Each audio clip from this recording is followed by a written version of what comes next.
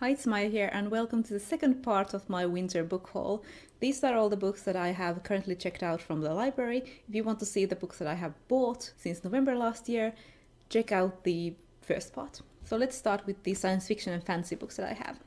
First, I have Nine Fox Gambit by Yoon Ha Lee, which I'm currently reading. I also bought the ebook, so you also saw this book in the last part, but I'm reading the library copy. So this is a science fiction story about a soldier who gets another consciousness implanted in her brain. And I think this consciousness is not the most stable one.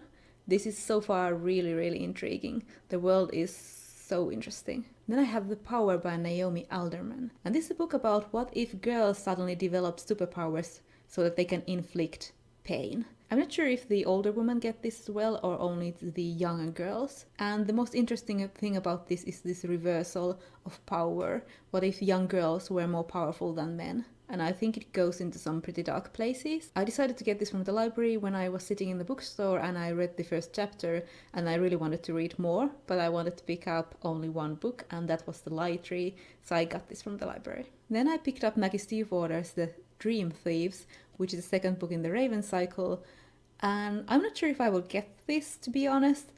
The biggest reason why I picked this up is so that I would have more motivation to read the first book, The Raven Boys, which I have had on my shelf for ages. So this is a young adult contemporary fantasy book about the girl whose family can see ghosts and some guys from a nearby private school. I don't really know. People like it, my sister likes it.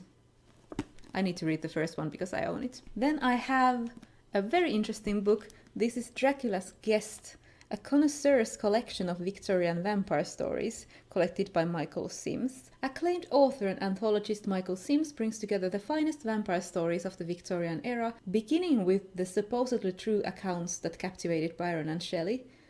The stories range from Alexei Tolstoy's tale of a vampire family to Fitz-James O'Brien's Invisible Monster to Mary Elizabeth Braddon's rich and sinister widow, Good Lady Duquesne. Sims also includes a 19th century travel tour of Transylvanian superstitions and finishes the collection with Stoker's own Dracula's Guest, a chapter omitted from his landmark novel. So what most drew me to this book, apart from the cover and my love of vampires, was the fact that there were these accounts that were supposedly true, that people at the time would have read and perhaps thought that vampires really existed and started writing the stories. Then I was also in the mood for mystery and I have a few mystery books checked out.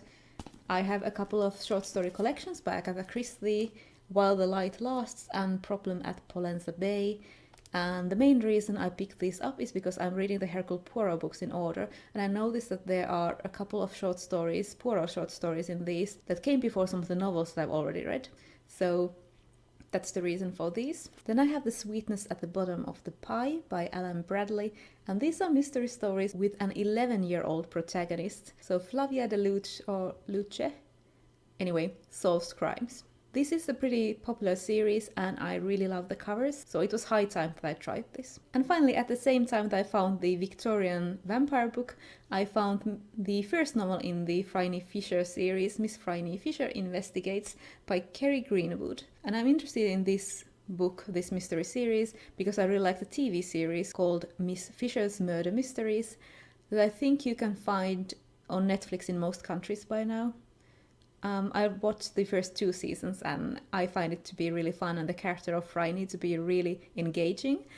So I wanted to try out the book. I have no idea which mystery this one is and I have heard nothing about how the books and the TV show compare, so it'll be great to form my own opinions. So those were all the books that I have currently checked out and I have a lot more research from the library. I hope they don't all come in at the same time, but if they do, I will manage somehow. I'm waiting for some 2016 releases to come in and I hope I can get them read before the Hugo nominations period closes. I have A Closed and Common Orbit by Becky Chambers reserved, On the Edge of Gun by Corinne Daufis, The Hanging Tree by Ben Aronovich. I'm pretty sure that I can't resist and I will also reserve The Book of Phoenix by Nedia Corafor quite soon. So that's it for my winter book haul. I have some reading I need to do, so I'll see you later.